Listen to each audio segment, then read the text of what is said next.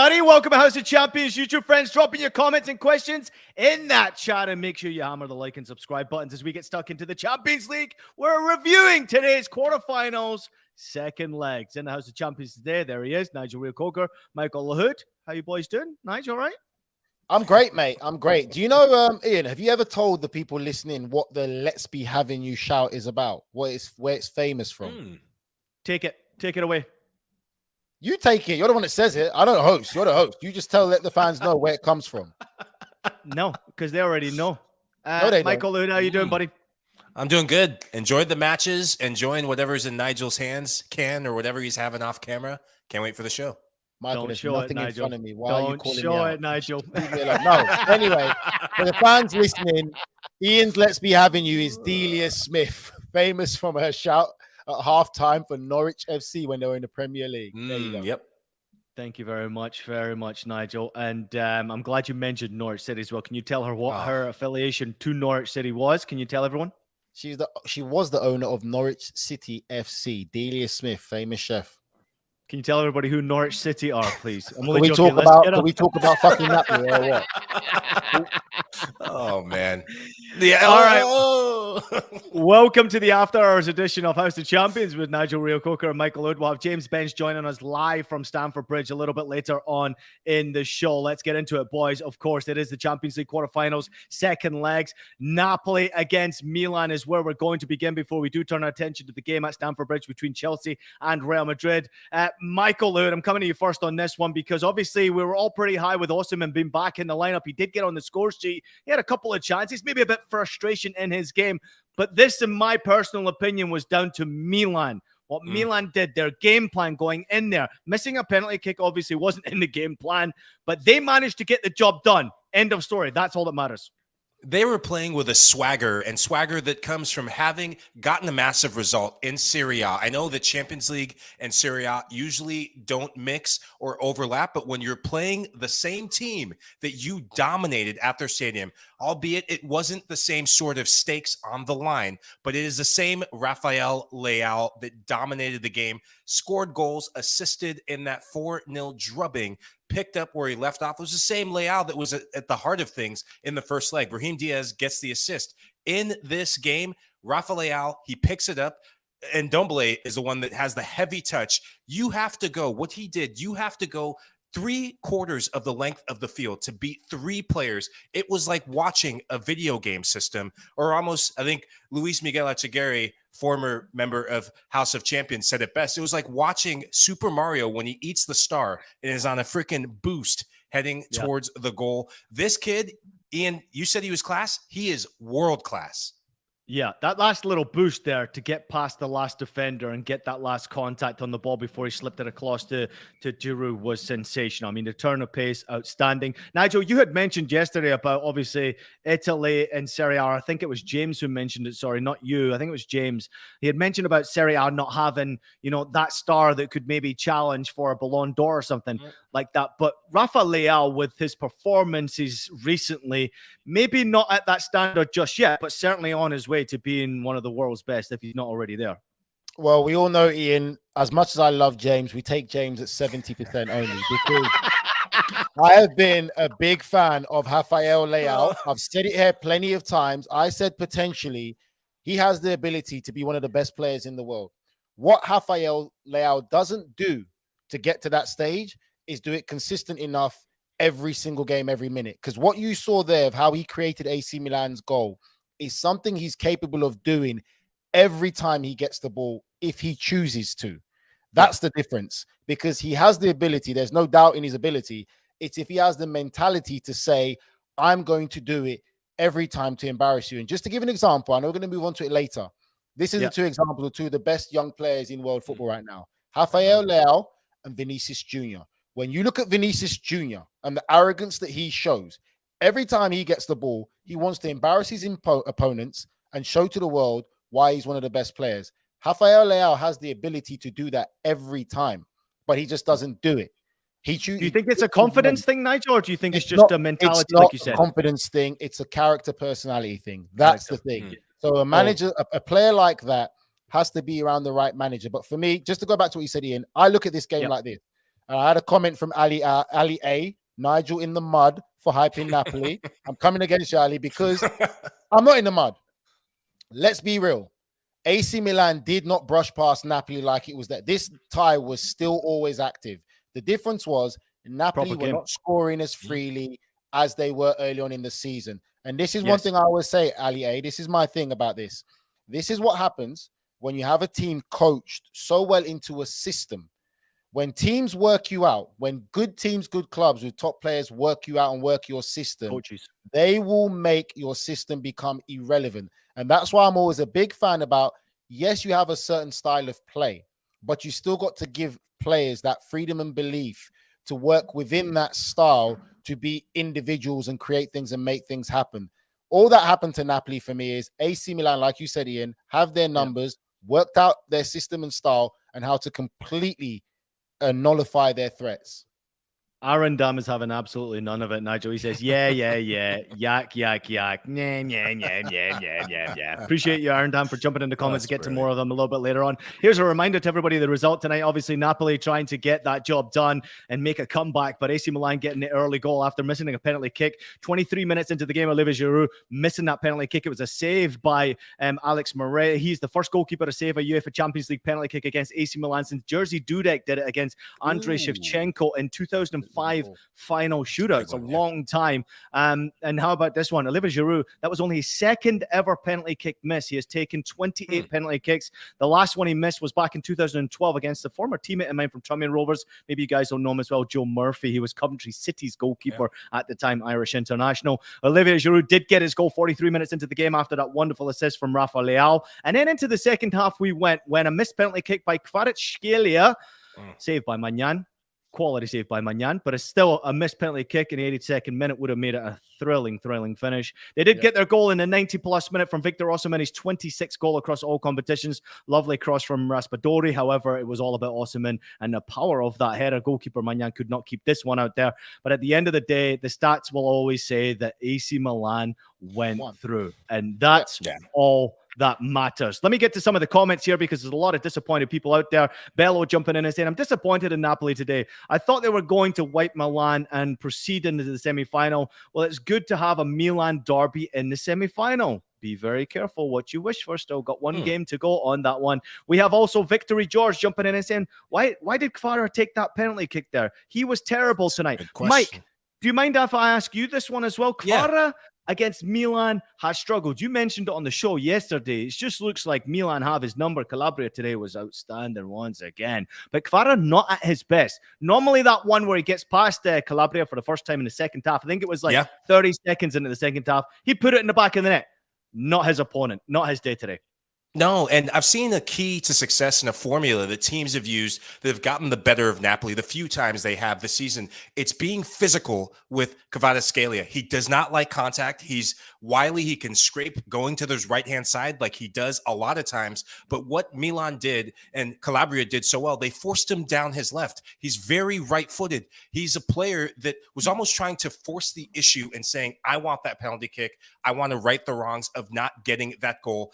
That is a selfish moment for you. You got to let your talisman take the penalty kick. That's Victor Osimhen I'm talking about, not you, Kvaratskhelia. We've talked about this 1-2 punch, Batman and Robin. Osimhen, the masked marauder, he is Batman. He's got the black mask for crying out loud. He is Batman, and he should have taken it. I think that could have been a different story and a different ending if they get that goal sooner. You saw the crowd getting into it once they got that goal, but time ran out, and Milan, the deserved winners.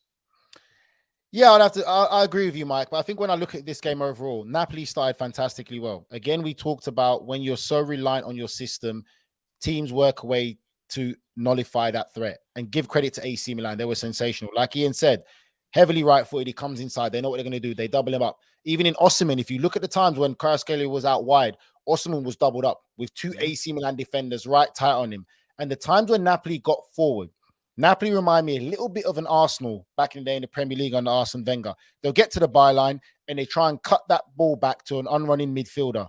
AC Milan were well positioned to nullify that threat again. This is the time where, for me, you have Victor Osimhen. Change your game slightly.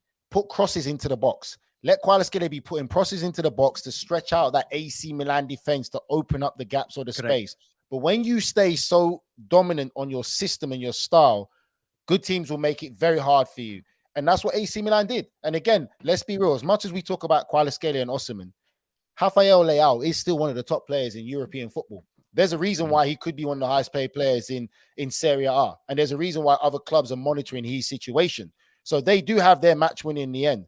So that's what I love about it. But for me also, I feel for me, a big moment in the game that was missed was a penalty that I believe for Napoli should have been given as a penalty against the great Rafael Leao. Because in my opinion, when I look at that, he did. This is the one with Chucky Lozano, yeah? Yes, he caught the standing leg before he can strike the ball. He did not touch the ball. I don't. And if Rafael Leao's one was a penalty, after he's passed the ball already, this was a penalty that was definitely missed by VAR. Yeah, I didn't see it that way because that would have been such a harsh penalty to give. It was just millimeters. Rafael Leao one wasn't a harsh penalty? This one would have been way harsher. Are you, Mike? He's already passed the ball. I think he got there first. I think he got there just a fraction of a second. There was Mike, one camera angle that I saw. I think he got there first. He catches the standing leg first. I'm telling you. I think he gets ball by millimeters. Then, man, he definitely does catch it. I'm not saying he doesn't catch it, but I think he gets there first. It would have been a harsh penalty kick to give. I'm just going to jump in here in between the two of you because I can see it from both points of view. Initially, Mike, I'm with you. I see this one in real time. I see it. Yeah, this one is just a great time challenge inside the penalty area, which is always risky to do anyway when you go to ground.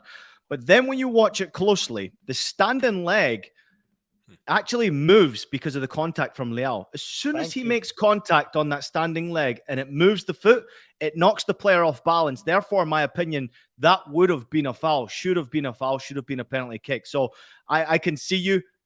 There's Ian, stop saying you can see both ways, Ian. You just said you see it my way. You're right. He hit the standing leg first in the box. It's a penalty. There's no. What I'm saying is, hold on. I'm grabbing the mic. What I'm saying is that I can see your point of view because by the look of it in real time, it looks like he gets the ball cleanly and he just wipes him out.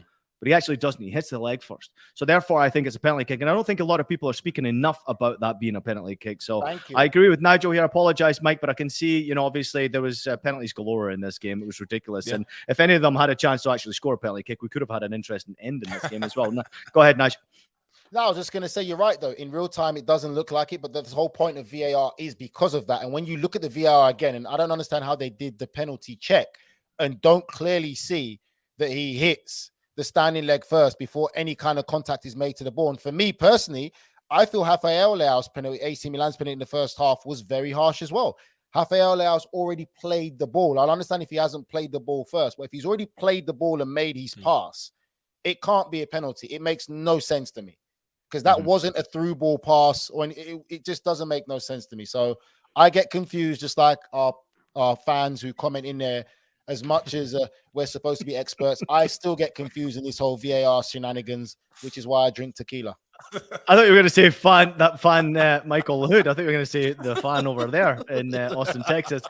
Shout out to our AC Milan fans out there who are obviously enjoying what they just witnessed there with AC Milan. And congratulations to you as well. BX Gunner 81, Forza Milan, Ali A jumping in and saying AC Milan is UCL heritage. I mean, it's very, very hard to disagree with that in the way that they performed there. Mir Safayet Ramana Bir, he's saying it's Rafael Leao. We are getting out the 8th Champions League trophy this time around. Forza Milan, Forza Rossoneri. Shout out to you as well. Thank you so much for jumping in the comments, and we appreciate everybody out there. But just real quickly before we do go to break, because James is on the other side, quick applause for what Napoli did here, Mike. Mike, just let us know. I mean, what Napoli did this season, obviously sensational to get to this point. Nobody expected it. Fabulous. Yeah, it doesn't take... Go on, Mike. No, go Mike.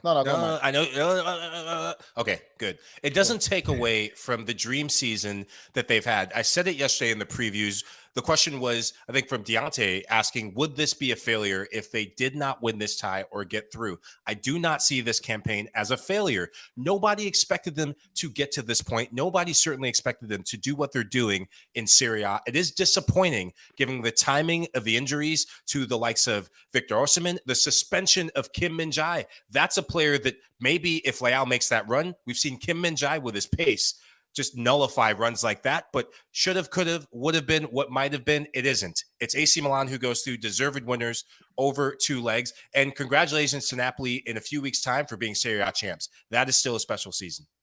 NRC?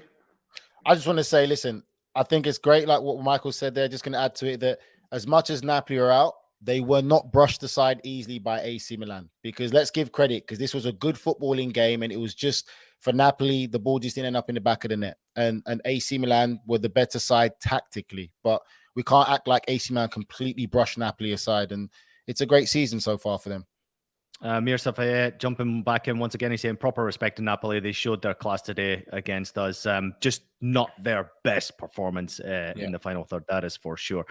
Real quickly, Milan, Nigel, would they rather play Benfica or Inter? Because a Milan derby in a semi-final sounds pretty goddamn sexy to me. I think a Milan derby is the sexy thing. That's what Italian football would want. That's what Italian football would need. And I think it would be great for Italian football to get a Milan derby in the semi-finals of the Champions League. That would be sensational.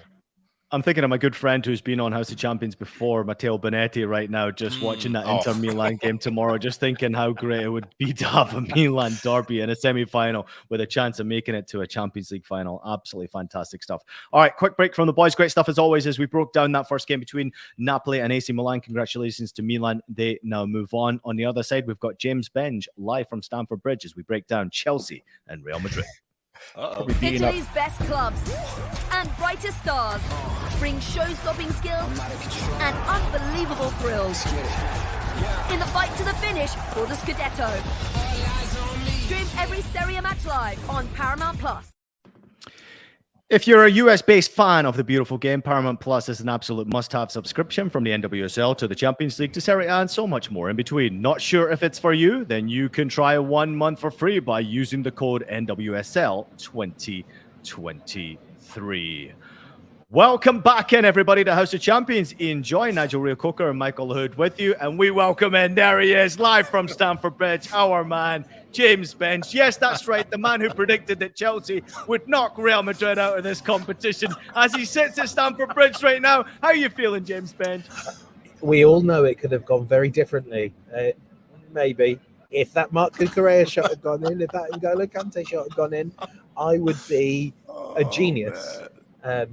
I said that relying on Chelsea scoring was probably a bit of a long shot in retrospect, but I've had a fun night out. I actually got here and was told that there was no space for me, that they'd mislaid my application.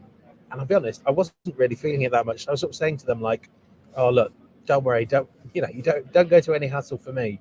They insisted on letting me in, and actually I enjoyed this game an awful lot more than I thought I would, and I thought Chelsea were an awful lot better than I thought they would be, and yet they still lost 2-0, which tells you everything about that season.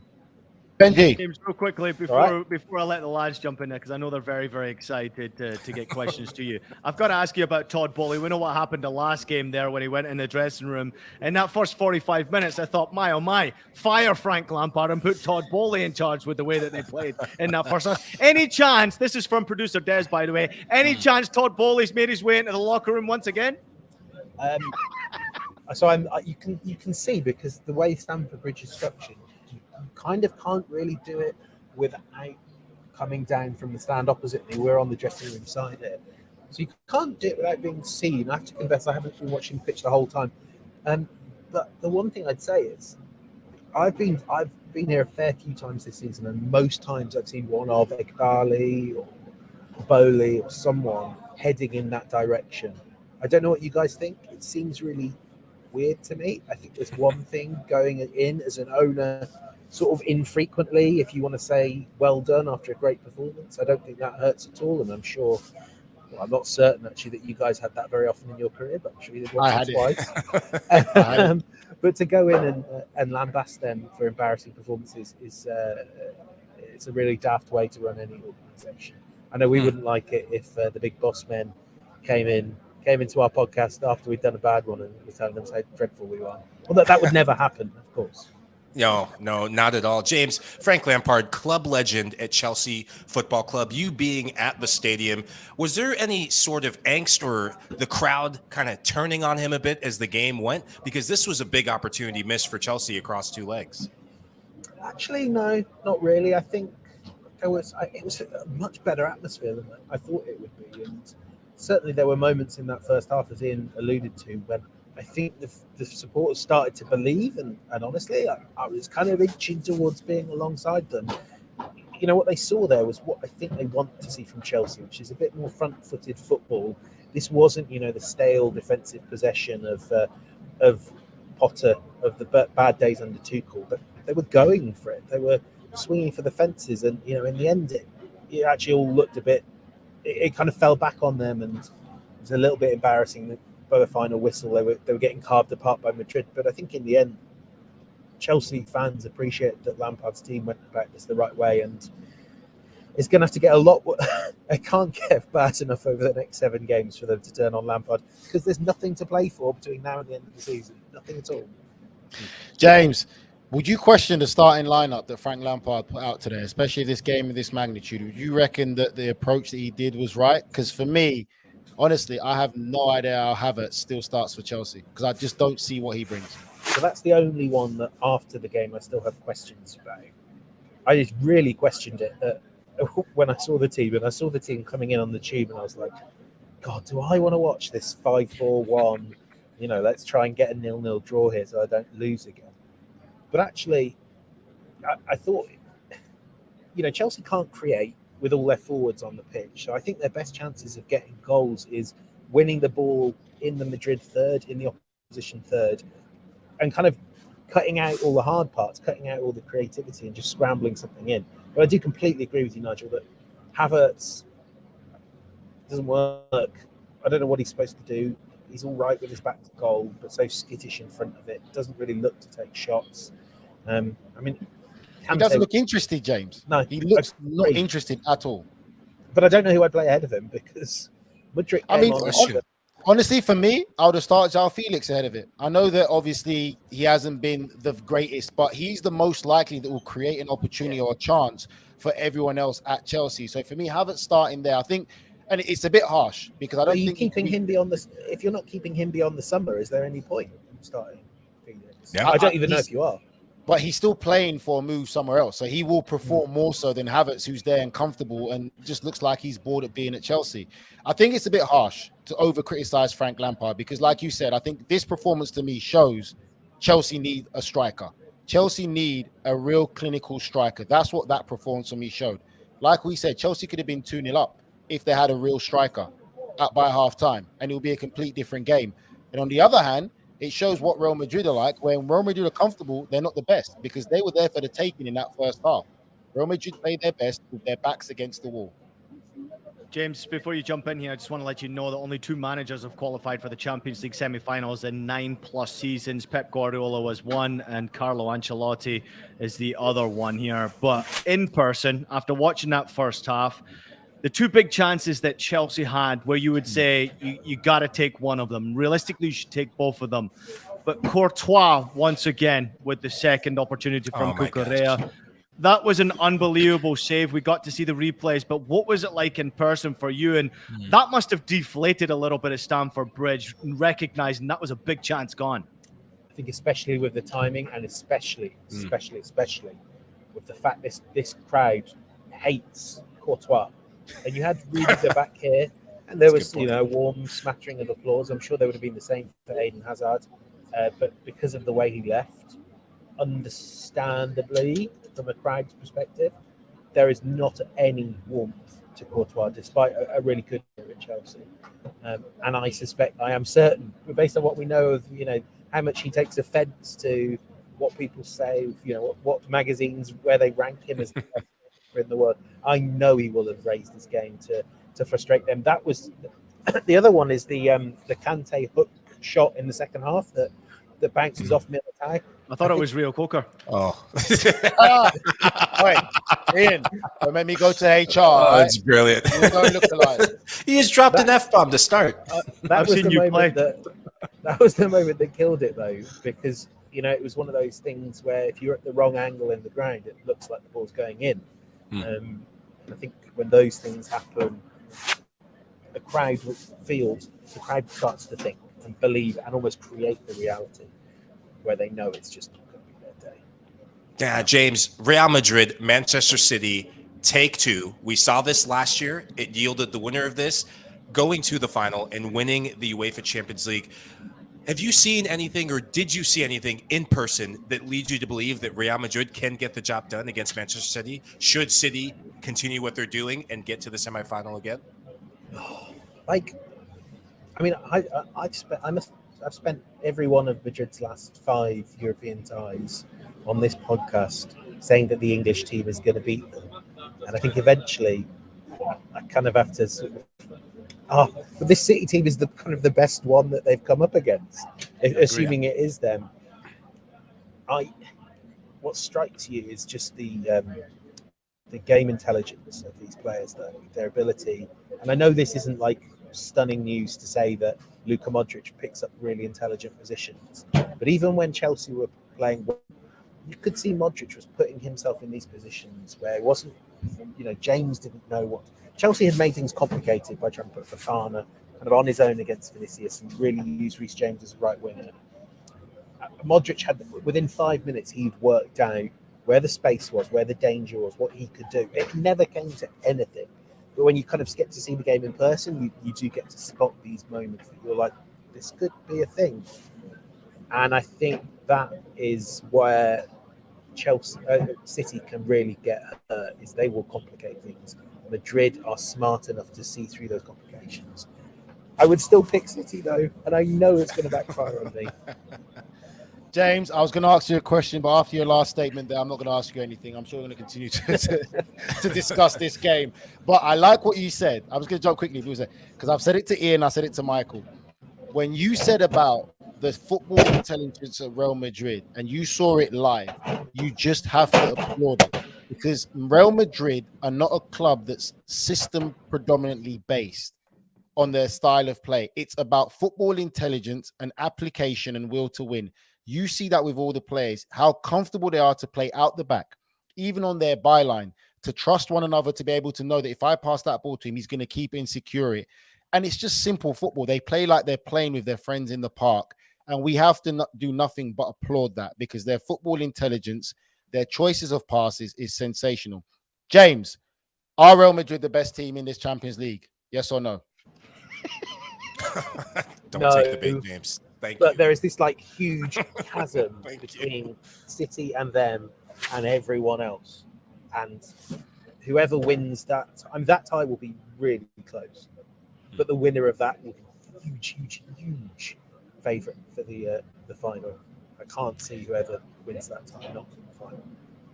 James, real quickly before I let you go, obviously watching the game in person, I was very impressed. My man of the match today was Rodrigo. We got to give him a shout out. That's 15 Champions League goals for him now, one more than the great Zidane. Obviously the assists leading up to it, Valverde and Vinny Jr. with the assists. Outstanding team play in the final third. But Rodrigo really stood out for me. Great composure, not only with the finish, but also the way he started that second goal on the right-hand side. It was pretty impressive. Oh, I love this guy. I mean, a shout out for Eder Militao on the pass to Rodrigo in that first goal. But this guy is, it's like going back to what Nigel said. There's something about having spent all that time around these super smart players that he's just learned where he's kind of got some of the instincts of Benzema. He's got the close control and the movement of Modric and Vinicius. He because they've had him for so long at such an early age, it's like they've designed their own player, their perfect player in a laboratory. And even in those chances in the first half as well, there's a menace, there's an aura about him. He's great. It keeps surprising me as well. First time I've seen him this good in the flesh though, and I've got to see quite a lot of Madrid over the last year and a bit because they keep knocking out English teams. Brilliant stuff, James Bench. Everybody, round of applause for James Bench. We got some great comments. James, before we go, I've just got to let you know how smart our followers and listeners are out here in the conversation. We've got Christian saying, I can't believe that English managers still get hired by top coaches, top clubs like Chelsea. I don't remember the last time an English manager won something. Harry and then Adriano with the next Cup. one came in and said Ferguson in 19.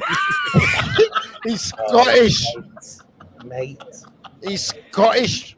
I mean, look, we're an American channel. I followers, know a love lot of our our listeners. followers will think that Scotland is part of England.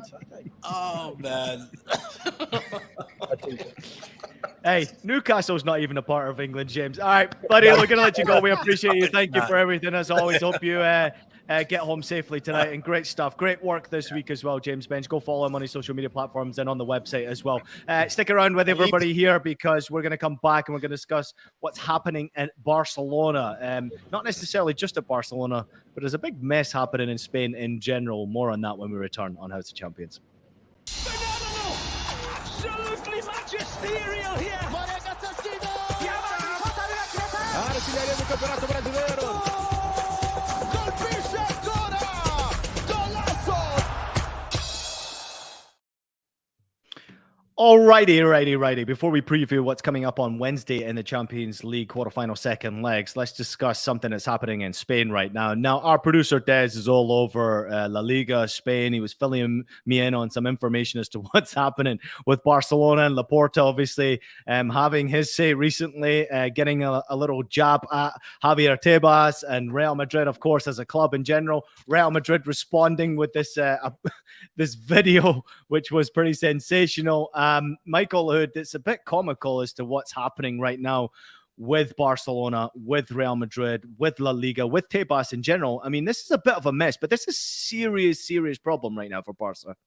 Yeah, this is the gift that keeps on giving. Chelsea fans, look away because your club, your time is done in the meme section. FC Barcelona says anything you can do, we can do one step better. I can't believe that this is still an ongoing thing. I don't think that there's any doubt in my mind that there's some collusion or something, but hey, we've seen it before. We see it happen in American media. We see it happen in worldwide media. I didn't do it. My hand's not involved. I can't wait to get to the bottom of this. This is getting messier and messier. Each week, the headlines are Barcelona, Tebas, and now Real Madrid getting sucked in. This is becoming one big disaster. Nigel, I'm not sure if you're following closely. I'm not following it closely enough to really have a big conversation about this, but I am following it enough to know that Barcelona look pretty embarrassed right now. And Laporta basically coming out in the way that he has done is maybe making the situation worse for Barcelona. Ian, there is no justification why you, a football club, paid money into a business that was owned by the head of the refereeing association of La Liga. You cannot justify. You are guilty as it comes, and you coming out like this just means there's more to it than meets the eye, because you're coming on the defense. Like, this isn't Real Madrid being attacked, Atletico Madrid, Valencia. This is Barcelona. You cannot justify any reason why, as a club, you paid money into a refereeing organization. Mm-hmm. And for me, I know people say and use that terminology now. Oh, you know, it's a false narrative. Oh, it's false. It's lies. It's not. It's lies. It's 1000% for me. It makes no sense. Like, can I ask you a question, Nigel? Go on. You know, a former player, obviously played in a very high level. If you found out information like this, would you want to play for that club? As a former player, I think it puts a big stain on that club. Because for me, again, there's no justification. You're trying to get an upper hand by doing that. Because why are you paying into a referee's company? It just makes no sense. It makes you as a club look guilty. It stains those years of success that you've had, because in a way you've paid for that success, and your biggest rivals don't have this scandalous or this scandal behind them. So really and truly, they've done things the right way, while you've had to try and maybe pay your way for it. So it's just hard until you can give me a justifiable reason, which there's no justifiable reason to do that. It just stains your club tremendously. You know what's going to make things look even worse, Nigel, is if after all this, at the end of the season, Real Madrid win the Champions League and Copa del Rey, and Barcelona are eventually found guilty, because I agree with you. I think they're guilty because there is no justifiable explanation for anything like that. But if your rivals do the talking on the pitch at the end of the day, and you're still busy doing the talking off the pitch, your rivals have already won. And I think Madrid, the class which they're personifying, in the biggest club competition in the world. Look at the conversation we had about how good they are, how good they could be. They keep getting better and better in this competition. That's the most important talking point. The tax stuff, that's for lawyers, not for presidents to be coming out pointing fingers at rivals and opponents.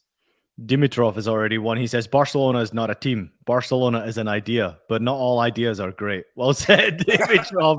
I thought he was talking about Chelsea there.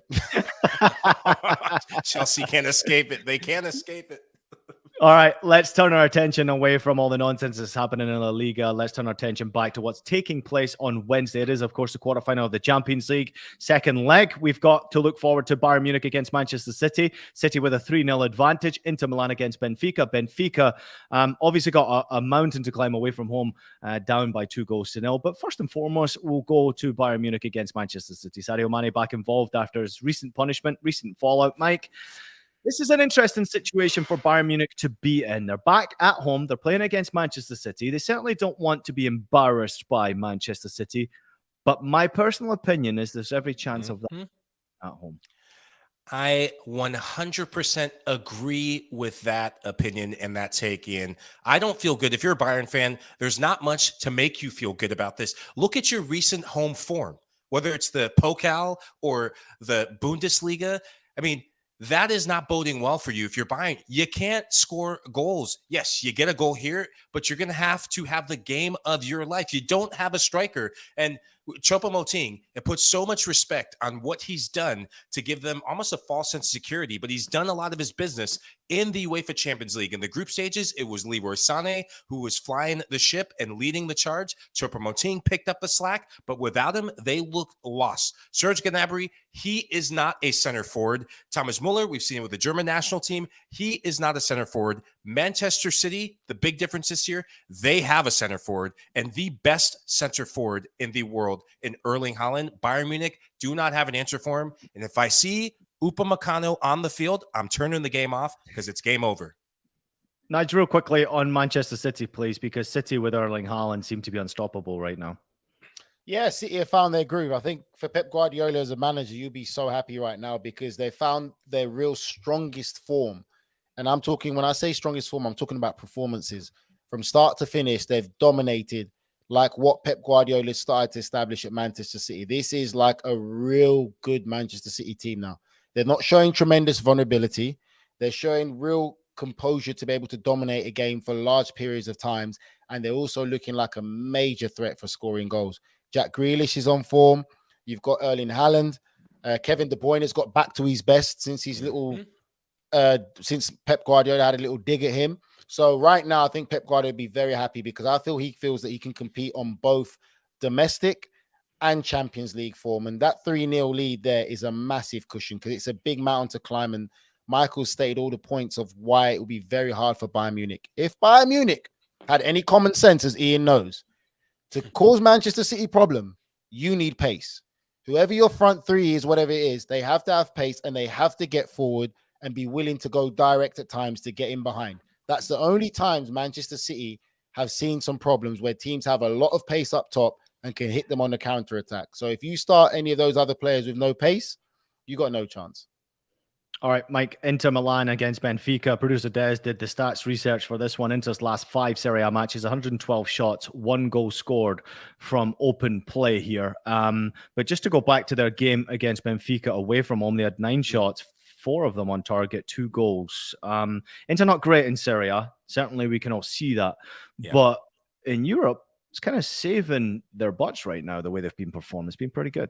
Yeah, it's behind the play of their goalkeeper, Andre Onana. He's been their standout performer in the knockout stages, did it in the previous round, and he seems to love playing against Portuguese teams. Did it against FC Porto, doing it again against Benfica. The difference when they play in Champions League, they're more adventurous. Runs from midfield, they look more dynamic.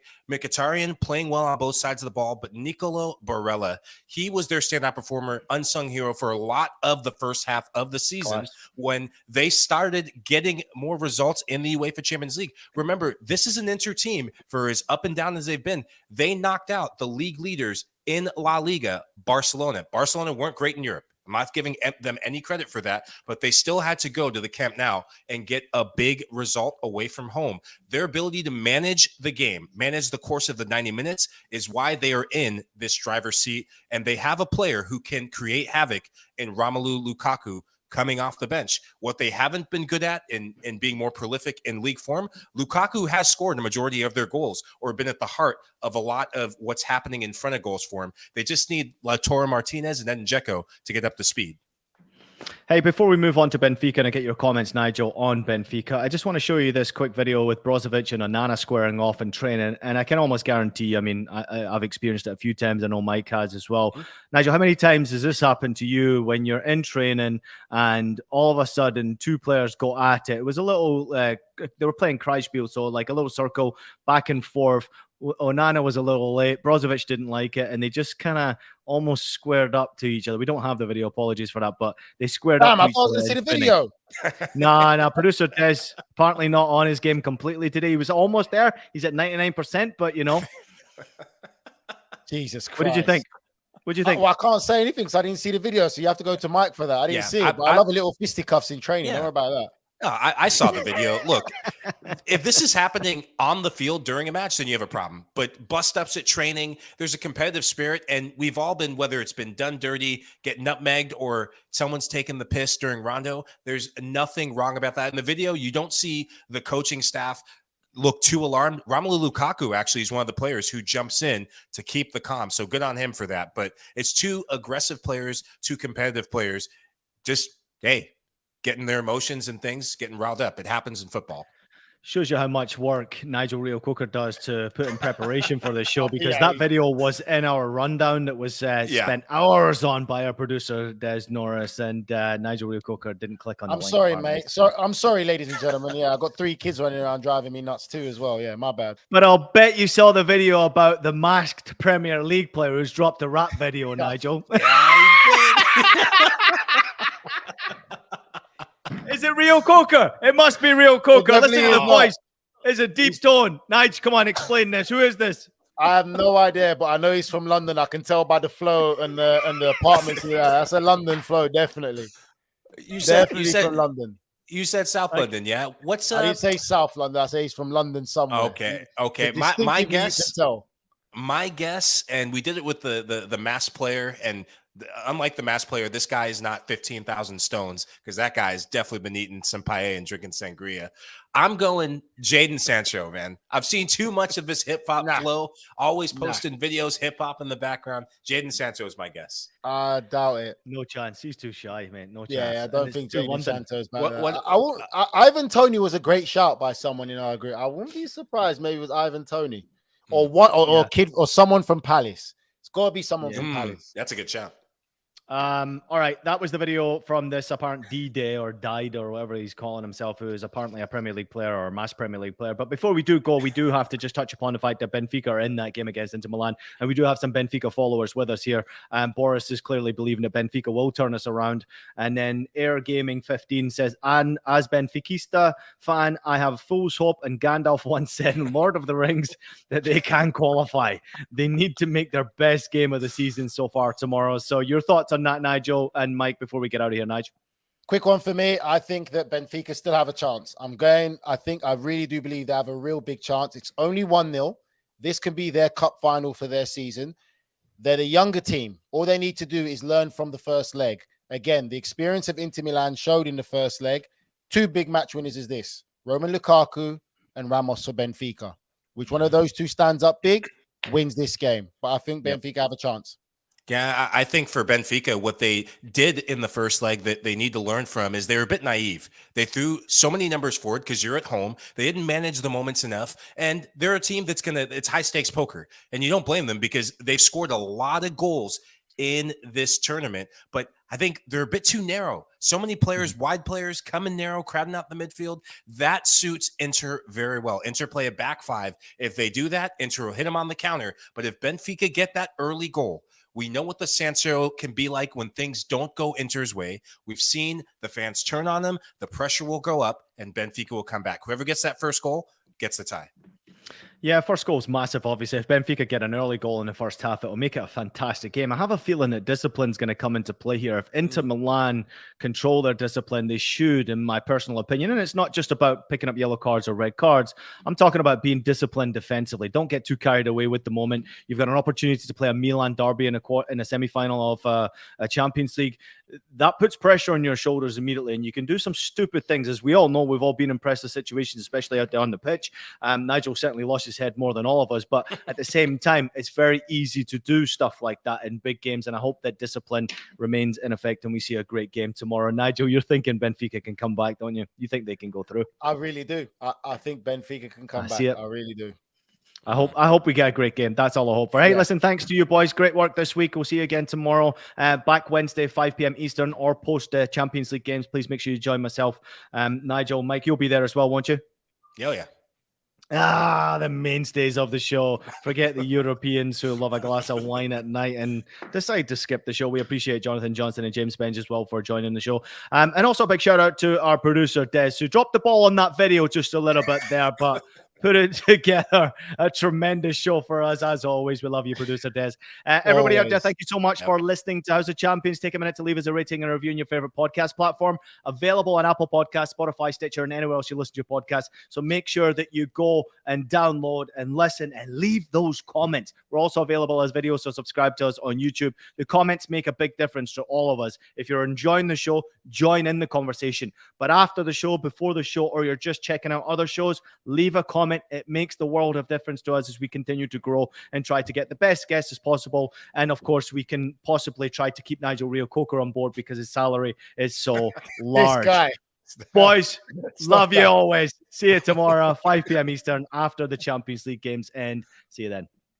Spread the word, people.